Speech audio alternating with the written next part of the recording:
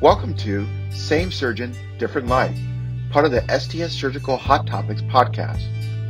This series focuses on demystifying cardiothoracic surgery and presenting the remarkable backstories of surgeons from a variety of backgrounds and in various career stages that have led them to become the face of CT surgery. I'm Dr. David Tom Cooke, and in each episode, Dr. Tom Varghese and I will get to know more about our colleagues, the obstacles, the success stories, trade-offs, and pivotal moments that have shaped their careers as well as their personal missions. The opinions expressed in this podcast are those of the participants and do not necessarily reflect the views of the Society of Thoracic Surgeons. The program will return after a message from our sponsor. The Society of Thoracic Surgeons Same Surgeon, Different Light podcast is sponsored by AstraZeneca, celebrating 25 years of creating innovative medicines and improving access to them. Welcome to a very special episode of Same Surgeon, Different Life, a podcast brought to you by the Workforce of Diversity, Equity, and Inclusion of the Society of Thoracic Surgeons. It's a little bit different from what we usually do. We are a podcast, so you just usually hear my voice. Now, unfortunately for you, you get to see me as well. But fortunately, you get to see my guests. Today, we are coming from the 60th Society of Thoracic Surgeons annual meeting held in San Antonio in January. And I have special guests today. Dr. Mark Henderson, who's the Associate Dean of the University of California, Davis School of Medicine, and Dr. Ikenna Okereke, who is the Chief of Thoracic Surgery at Henry Ford Health. And we're going to talk about education from the beginning, so the entry to the pipeline, to undergraduate medical education or our medical schools, and how do we recruit a workforce that reflects the communities that we serve. We'll get also into a little bit of background into our guests, and we hope this will be a very enlightening and educational episode for all of you today. Well, thank you. Welcome. Thank you, Mark. Thank you. Thank you. And this podcast is a continuation of our Vivian T. Thomas Symposium, which is actually the second Health Equity Summit performed at the STS, with the first one 20 years ago around this time. So, and you had some really interesting talks at this Health Equity Summit. Specifically, we talked about education and the role of education into providing a diverse workforce. So first off, I want to say, why is it important to have a diverse workforce? Well, I think, thanks for the question and thanks for the opportunity, David. I think many of, hopefully our listeners know that healthcare in this country is not equal. So if you're from a poorer community, if you're from a marginalized community, if you're from a rural community, your health outcomes are not the same. And so I think that's called health disparity. And I think most of us who work in the space of trying to change that workforce are motivated by really the desire to make healthcare more equal, more equitable, to let everyone achieve an optimal sort of state of health, which is what health equity is. So that's really, to me, why diversity is important in healthcare. And honestly, the workforce we currently have is not reflective or representative of society. And we need to change that. Yeah. So I would echo those comments. One, thank you for having me. Thanks to STS for having us. I would absolutely echo those comments and say that we see the disparities, we talk about the disparities, and we have seen the benefits of diversity in other fields, in our field. I think you brought up a great point earlier today. I think that there's this notion that you have to increase diversity at the expense of talent or at the expense of productivity. And I think one of the things hopefully we can do today and we can do going forward is understand that those two things are not mutually exclusive. You said, in fact, they're tied together. Diversity brings increased output, because increased efficacy, increased results, improved results, I should say. And so I think for all of us, we see these disparities and we think, what if the workforce were more representative? would we have helped in this one particular case, reach out to this patient, reduce the mistrust in this case, et cetera? So, we talked about diverse teams. The result is greater than the individual parts. And we see that in the private sector. So McKinsey has put out data for the last several years that companies with diverse boards and diverse executive leadership have better profit outcomes. Where is this data in healthcare? Do we have data that diverse workforces, diverse clinicians provide improved outcomes for underserved communities? I'll say briefly, I think the short answer is yes. I think you can expand on it more. The short answer is yes, in thoracic surgery and surgery in general, in medicine in general. If you have more diverse teams, you get better satisfaction scores from patients and better outcomes in a list of metrics. Yeah, I think the only thing I would add to what Ike said is if we think about what we as physicians, surgeons, or anyone in medicine does, is we try to get patients honest to change something, whether it's to change their behavior. Honestly, often it's to change their behavior. And sometimes that means for them giving up something, giving up having side effects from a medication, undertaking risk of a surgical procedure. These things require trust. And trust is the essence of medicine in any specialty. And I think that's really where the evidence comes, is that when you have an understanding of who your patients are, where they come from, or you speak their language, share their culture, they trust you more.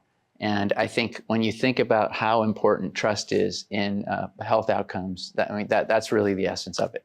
Right? So I think that evidence is emerging, in different ways, with different outcomes. I'm sort of, since this is a surgical audience, I'm intrigued, and I'm pleased by the recent studies of surgical outcomes in women versus men, which are in many respects superior. So it's an interesting time. Yeah, it's interesting that there are a few studies out there for looking at women surgeons compared to men surgeons. Some of those studies show that perhaps women surgeons have better outcomes than men.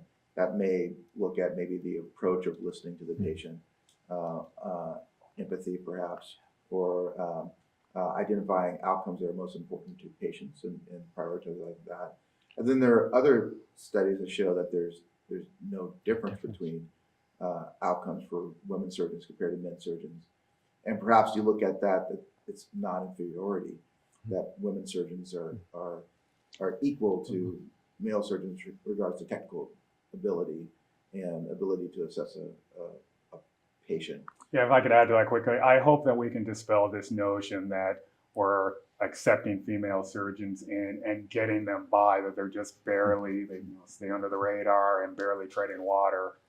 I think if you look at the obstacles that some women have had to face to get to where they have had to get to, exactly, just dispel that notion. They're equal, if not better, in all aspects, and we should treat them as such. We have these conversations about diversity, and the term diversity, for whatever reason, has become a hot button term. And when we think of diversity, oftentimes the feedback that I get is, well, we shouldn't look at what a person looks like or their background. All I want is the best. It's this concept of merit and diversity being mutually exclusive. Is that a valid argument? Are they mutually exclusive? In order to have a diverse workforce, are you bringing in inferior talent? Yeah, it's a common maybe conundrum, David. I think that the idea that we certainly have where I am is that the diverse talent, diverse perspectives coming from diverse places and having lived experiences is actually a strength. It's an asset that allows you to connect with patients, one, and to establish trust, two. And those things, when you see them, and I've seen them many times, and I'm not a surgeon, by the way, I'm an internist, but I see students and trainees, Black students, for instance, meeting a Black patient. I'll tell this anecdote. I had a patient that I was taking care of, African-American woman, who I had introduced to one of our second-year medical students, who's a Black woman who's going into actually primary care. And the patient asked me at the end of the encounter, again, second-year medical student, can she be my doctor? And I said, well, yes, in 5 years maybe. But I think the point of that story is that I think when you see the facial expression, the engagement, the kind of just the whole temperature of the room change when a patient sees someone that they feel respects them, can understand where they've been, where they've come from. That's again, I go back, it's the essence of the doctor-patient relationship. And I think it applies across different specialties. And so I think those students, that diversity is only an asset. It's a strength. It's not a weakness. And I do think we need to change that narrative. And along those lines, I try to look at, as a program director, when I think about who to pick, I try to look at maybe not the person with the most quote unquote accomplishments, by what we consider accomplishments, one with the most potential. So I'm from Michigan. I grew up in Detroit. I live in Detroit now. I bleed maize and blue, go blue. And our former coach, who will now be in Los Angeles, said about another coach that just because you're standing on third base doesn't mean you hit a triple if you're just born on third base. So to that end, I want the person who has the most chance to succeed, and that may not necessarily be the standard metrics that we look at, but it may be some of the intangibles, unmeasured. And to do that, you have to give people an opportunity to be able to see that. So, we talk about things like quotas and tokenism. And tokenism imply that someone is in a position only because of their demographic and not because of merit. We talk about quotas, that we have to have a number of types of people, not because of merit. And what can happen, it seems, is that people conflate with that point of view, that any person who's a person of color in a position, or any person who's a woman in a position, is there because of their demographic and not because of merit. Looking at your background, typical cardiothoracic surgical leader. And when I say typical cardiothoracic surgical leader, I say that with great respect, right? So high school, straight A's, SAT, high score, got into college, high grades, high MCAT score, got into med school, performed well in rotations, high USMLE Step 1 scores, high USMLE Step 2 scores, got into residency, general surgery residency, high APSI scores, great letters of recommendation, then get into cardiothoracic surgical fellowship, performed well, graduated, passed the board, Step 1, great job, high performance in job, promotion, high performance in promotion, now a leader. But then when someone sees you, they say, oh, a token. And that doesn't make sense from the data. How does that make you feel? Because I'm sure you've heard that before. Yeah, great question. So I say I use it as a source of motivation. So at every step along the way, at least once, it's happened to you, I'm sure, as well, I've been called affirmative action. I distinctly remember Johns Hopkins, affirmative action student, and then affirmative action resident, and affirmative action doctor. Literally, I've heard this from someone say to me at least once at every point in my career. And I say that, and what I try to instill to the young kids that I mentor is that you're going to face these things. So people are going to say some of these things to you and call you an affirmative action doctor or token doctor or don't belong here. Use that as motivation. And then we're in positions now where maybe unlike some of the people we're trying to promote, we have the ability to affect some of those standardized metrics that people look for success. NIH grants, number of publications, number of presentations, etc. And I hope for all of us who have made it to this position, we use that as extra incentive to overcome that bias by shining and showing all of those metrics. And then at the very least, if they look at me without looking at the resume and say, you're this, you show them the resume, you show them the standardized, then that's a way to not only shut them up about you, but about other people that you're trying to bring up. That's how I try to view some of those things I hear, which I still hear.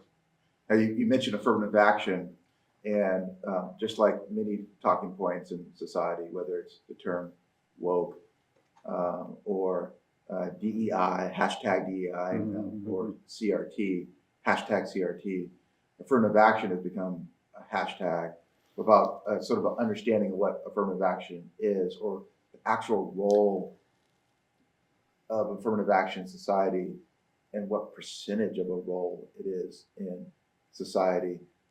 Mark, what is affirmative action? I think people, it's a great point. There's a lot of conflation and a lot of misunderstanding what affirmative action is. I mean, this is JFK's vision of affirmative action was to correct a wrong. And that wrong actually was the fact that African Americans weren't being hired for the same jobs in the same percentages, weren't being paid the same amount. It was meant to address a wrong. But why? Because it was the right thing to do. That's an argument. That's the justice argument for affirmative action. I think, things have changed. A lot's happened since then. But I think we still have injustices in society, but in healthcare, the injustices and disparities I mentioned at the outset are still there present. So to me, what affirmative action means to me now is we have to be working to correct those wrongs. Why? Again, because it's the right thing to do. It's the just thing to do. Medicine is largely, and this is a little bit to what Ike just said, it's what we have to do now after his long road to cardiothoracic surgery is we have to educate the others that are part of this guild. Medicine is, in my view, too much of a guild. It's too much of a club. It's a legacy system. And when you're a legacy system, you tend to preserve the status quo. The people, what you think is meritorious is what you did, and the way you got there. And the traditional measures are, in my view, off base. They exclude way too many segments of America, and we all believe that it's right to have give everybody a fair opportunity at education, at health. So affirmative action, again, to me, is about justice. And then to your point about buzzwords exist now, they've existed in the past, they'll exist in the future. I think I've always believed in the process. If the process is true, the result will follow. I think the arc of history bends toward justice. And so I think that we have to understand that if we have a sound process and we persist every day, you make it your mission, you're intentional about it, then ultimately the results will come. 60 years ago, Martin Luther King Jr. was vilified. And even as early as 30 years ago, there were people who are living today who voted against his day as being a federal holiday. And now everyone, considers him a hero and posts his picture at least once a year on social media. So I think that the buzzwords like diversity and affirmative action and woke, apparently woke's a bad thing, I guess, all of those things today, hopefully 10, 20 years from now for our efforts, will be looked at as nonsense. We look at affirmative, the concept of affirmative action, as Mark, as you pointed out, it was designed by JFK and his advisors as a means to develop justice. So in order to have justice, that implies that there is an injustice going on. And that injustice is basically racism in the form of actual racism, racism in the form of structural racism, the system itself, and racism in the form of unconscious bias, right? That we all have some sort of bias that we are not aware, but it affects how we approach. So that means, really what that means is that qualified, meritorious individuals are not allowed into the system, that they're not being recruited, they're not being offered interviews, and then potentially not being hired. When we look at the actual concept of affirmative action, the Supreme Court has just struck down affirmative action. But the reality is less than 30% of colleges in the United States prior to that decision use race as a basis for admissions. And then in the state of California, affirmative action was struck down in 1997. Is that correct, Mark? Yes, that's right, David. So we've in California, which is a very, as you all know, a diverse state in terms of race, ethnicity, class. It's a and a very large state. Banned affirmative action in 1997. So all public universities and institutions were banned from considering race and a number of other what they call protected categories, gender and others. So we have been in a similar place for almost 30 years now.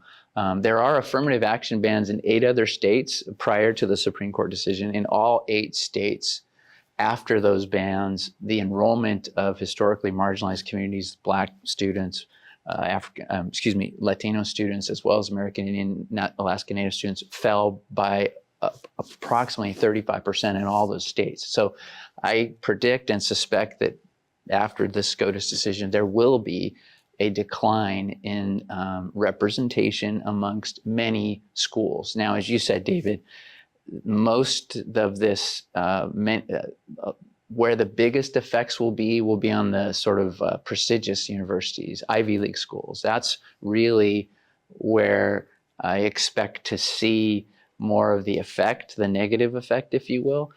The other institutions in our place, community colleges, and actually I should say community colleges across the United States are much more reflective of society. They're much more diverse in every possible way, economically, racially, ethnically.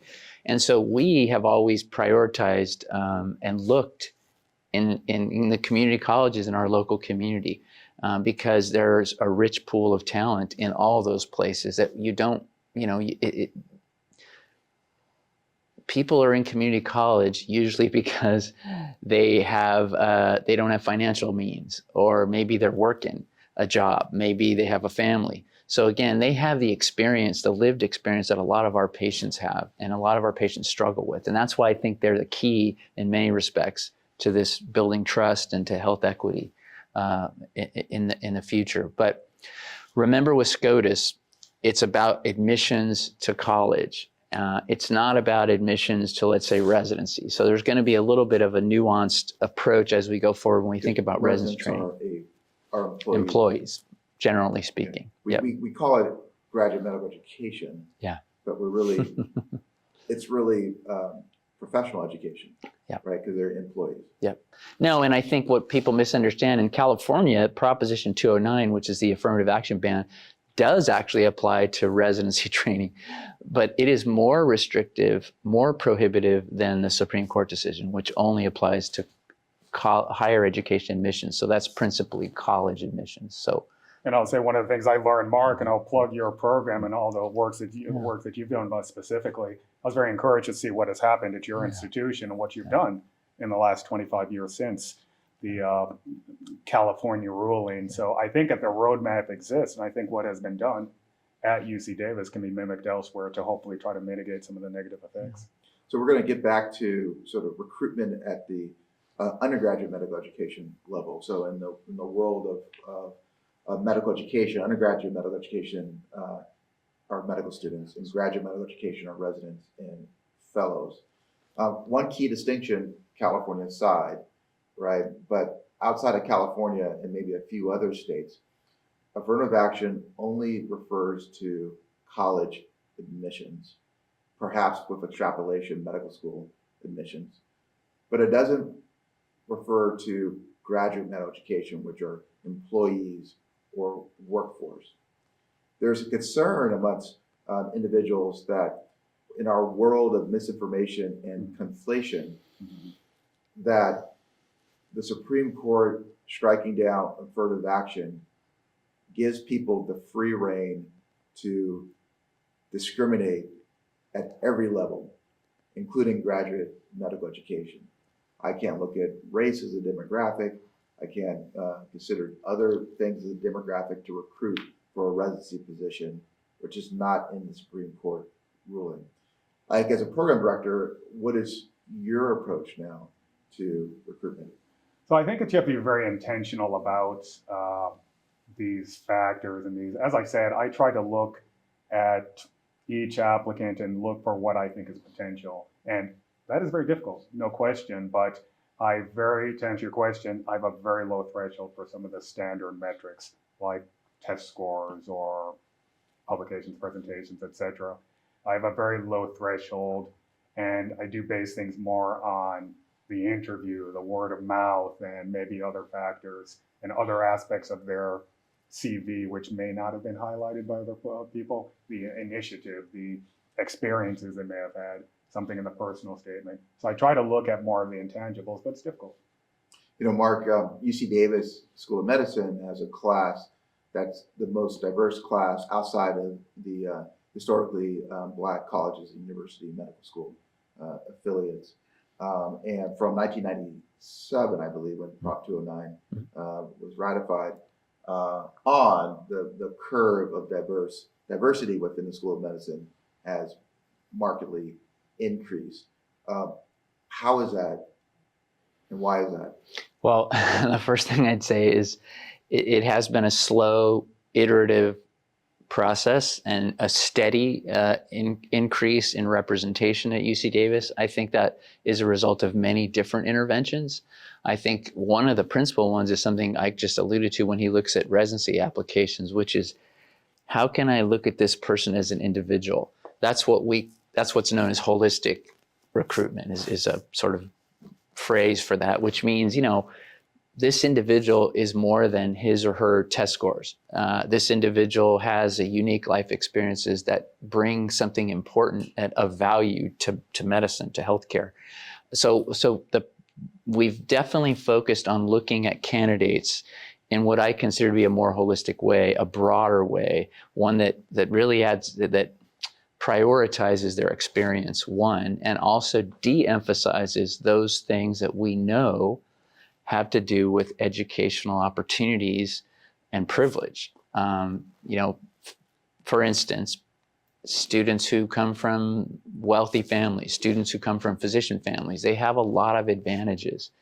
And at the other end of the socioeconomic spectrum, or as kids from poor minority neighborhoods can attest to, there are many disadvantages. And so what we've tried to do at UC Davis is really try to get a sense of, and even measure, the degree of hurdles and barriers that individuals have had to overcome. And so we've actually put a numeric quantity to that. It's not perfect, but at least it gives some of our admissions committee members perspective into the fact that this number that you're looking at actually is influenced by a lot of other things besides, quote, merit.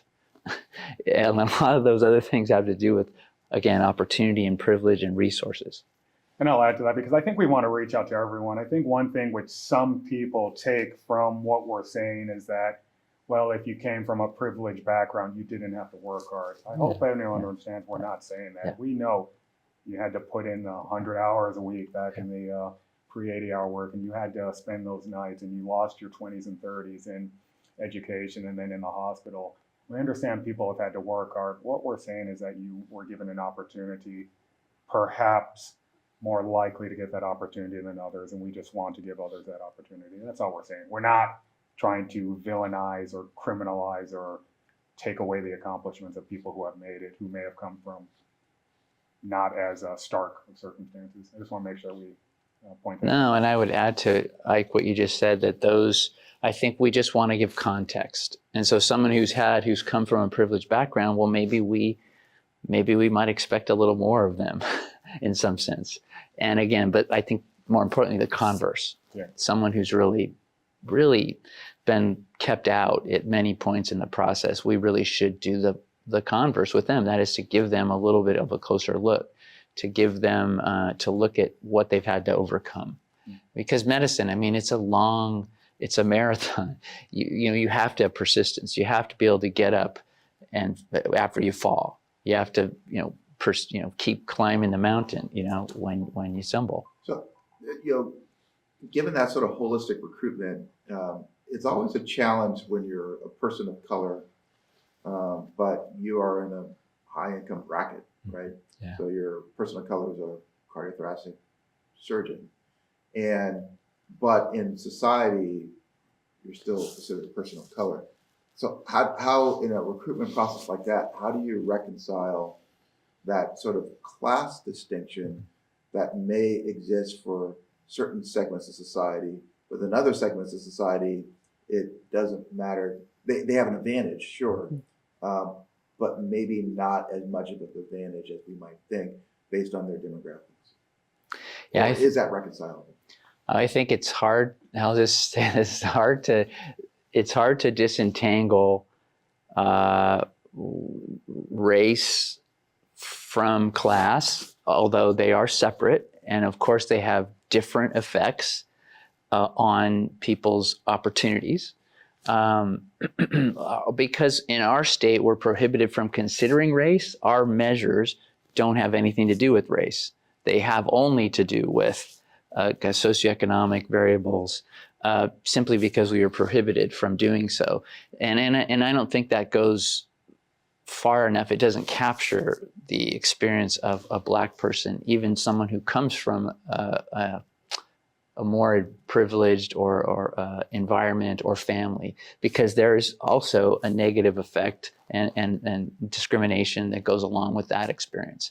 And that, I would say, as people look towards the future, the post-affirmative action future, individuals from persons of color in that, should not hesitate to speak about their experiences as a member of that group, because I think that, that is, even Justice Roberts said that's acceptable. It's not illegal, and it's not a problem for people to talk about their experiences of race and racism in their personal comments, their personal statement. That's where I think we can still hopefully get at a sense of whether that individual understands. And again, to me, it's all about, we're in medicine, right? It's about the patients. What we're doing all has to be aimed at improving the care of patients. That, medical education, David, you mentioned graduate medical education, right? Residency programs are largely funded by the taxpayers of the United States in the Medicare Trust Fund. So education of residents is a public good. And I think we owe the public something for that investment. We owe them the idea that we would produce physicians that are going to improve society, the health of all members of society, to the extent that we can. So it's really the onus and the fiduciary responsibility of a program director to actually read that personal statement and get that sort of, understand that rich background of that candidate. One of the great things about the Vivian Thomas Symposium at the annual meeting is the discussion that occurs and the questions that come from the audience. And I remember at the last annual meeting, someone came up to the microphone and said, I'm really overwhelmed by this data about the social determinants of health and how it affects the pathway from someone from childhood all the way to either a patient or the ability to enter our workforce. And how can I, as a community-based cardiac surgeon, actually make an impact when the social determinants of health are so vast and pervasive and structuralized. But then you've developed a program that addresses that at the early stages of a learner and potential trainee. Yeah, so this is a high school program we started 8 years ago. To take a step back to talk about race and class, quick story, I was 10 years old when I received my first ticket. And I was on my bicycle. I was with 3 other of my friends. I was the only minority. And the police officer said I ran a stop sign, stopped me only, detained me because they didn't think I belonged in the neighborhood, drove me back home, and had my parents identify me. Luckily, it was a Saturday. I was only 10 years old, and I remember how unfair it was. It was so unfair, in fact, my dad wanted to teach me a lesson and fight, and we went to court, and I was found guilty. So I think I'm an ex-con or a felon. I don't know if I'm allowed to vote. My juvie record. My point is that I remember how unfair that was, even at such a young age, even when I'm still trying to figure things out about life in the world. And I tried to use that as motivation for what I do. Segue 8 years ago, for particular reasons, I decided we need to start a program because there aren't enough applicants. I took every applicant and we still wouldn't have a very diverse program because we don't have enough applicants of diverse fields. And so I started a high school program. We've now expanded it and made it larger. But in essence, we bring high school students, mostly underrepresented, into our community, into our hospital, and teach them surgical skills, expose them to trainees at various levels. And what we've seen when we look at some of the pre and post evaluations is a significant increase in the number of people who are interested in going into medicine. And 8 years later, most people are still on track to become doctors. And how difficult was it to, I mean, obviously it's difficult, but can it be replicated? I think it can be. I think people have to understand that it's not easy to start initially. A lot of people will tell you no.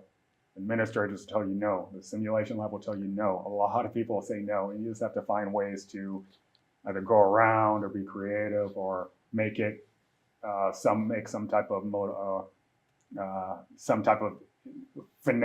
opportunity or gain, I should say, for some of the other people. But you can make it work. I think you just have to understand that it takes a while. Start small. You grow the program eventually, and bring as many people as you can in there. You know, you mentioned Detroit. You know, Detroit is a fascinating city. It's, you know, one of the shining examples of a metropolis in the United States, but it has its challenges. And you know, are someone who's well trained, high H index, and you came to Detroit, to Michigan and Detroit, and I would think to restore the health of that community. But you're from this community. Did that play a part in you coming back and benefiting this community? 100%. I feel like every day is living a dream. So I specifically came back to Detroit because it is personal to me, and I did grow up there. And once again, I remember some of the specific unfair, I keep them on a board, I keep receipts, as the kids say nowadays. I remember some of the things that happened, and I had such a motivation to come back and try to prepare students so that they either don't have to face those obstacles, or if they do face those obstacles, are better prepared than I was when I was 10 years old and when I was in high school and college and et cetera, to handle those. So that, and I think to that end, if you can do something that you feel is your, not only your career, but is your life mission, it makes it a lot more fun. And I think you're probably better at it. So that's a perfect example of why diversifying the workforce is important to better our communities. Yeah, can I add to something Ike said, which is, and this is really important, is that lived experience of your community is something very deep and something very important that is not measured in the process that when we look at candidates, yet it is so important. And all of us, most of us in academic medicine are living in, if you will, our institutions are situated in places like Detroit, like Atlanta, like, you know, very diverse communities that have wonderfully rich histories and really incredibly diverse people living there, right there. So, I mean, to me, we ought to be looking in our own neighborhood, our own high schools, our own community colleges. Again, community colleges are much more representative of the United States of America than our big, you know, highfalutin Ivy League colleges and universities. So we can only need to look to our own neighborhoods to find rich talent for the future workforce of medicine.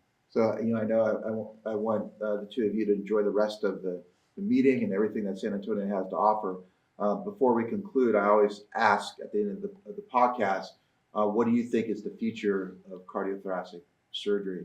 We'll tweak that a little bit and say, from your perspective, what is the future of cardiothoracic surgery, graduate medical education? I think it's bright. I think more people are understanding that there is a significant supply-demand need for cardiothoracic surgeons. Many of the cardiothoracic surgeons are aged, will retire soon. The population's getting older, getting more cardiothoracic diseases, lung cancer screening. For a lot of reasons, we need many more cardiothoracic surgeons, and now is a wonderful time to get into cardiothoracic surgery. It's clearly a demanding field. There are very sick patients. It's not an easy residency and fellowship, but I think that one of the things that you have done, you have excelled in your career, that I've tried to do, is to show that being a cardiothoracic surgeon is much more than just the hospital nowadays. You can be a cardiothoracic surgeon and be a community leader and be someone who extends what you do well outside the walls of the hospital, well outside the operating room. I think you and I probably trained in that era where cardiothoracic surgeon was in the hospital 20 hours a day doing 5,000 cases a year, and that was his or her value, and most of the time his value. And now I think that we can create a cardiothoracic surgeon who's probably much better well-rounded and much more effective to the community than just revascularizing your coronary vessel that's obstructed or resecting your lung or esophageal cancer. You know, one of my mentors once said that being a thoracic surgeon is like being a primary care doctor for the lungs. Mark, I'm going to give you a little bit harder question. What do you think is the future of medical education in this country? Yeah, I think that, I'm a little worried with the Supreme Court decision, as I said earlier, that we will slip back in terms of, again, I'll say representation broadly defined, racial and ethnic representation, economic representation. I think the economic piece concerns me the most because the gaps in our society between the wealthy and the poor are widening. And I think unless we are intentional, and this is why I'm very inspired by this meeting, I'm very inspired by the work Ike's done in his community. I'm optimistic, but we have to be very intentional and we have to commit to, and we all need to be on board, not just surgeons. Again, I said I'm an internist, but we all need to be on board with this. We all need to work together. This problem is too big. The problem I mean is that healthcare is not equal. And we all believe it should be, I think. And so we need to work across the lines, work together to try to break this down. Well, incredible conversation. Mark, UC Davis School of Medicine, Ike, Henry Ford Health. I really appreciate your thoughts and your insights and how our membership can help our communities and help our learners and help our trainees. Thank you. And this concludes another wonderful episode of Same Surgeon, Different Light. This has been Same Surgeon, Different Light, a podcast brought to you by the Society of Thoracic Surgeons. Thank you for listening. If you like this podcast, please rate it 5 stars and let your friends, trainees, and colleagues know about it. On social media, you can use the hashtag #TheFaceOfCT More information about the Society of Thoracic Surgeons is available online at sts.org.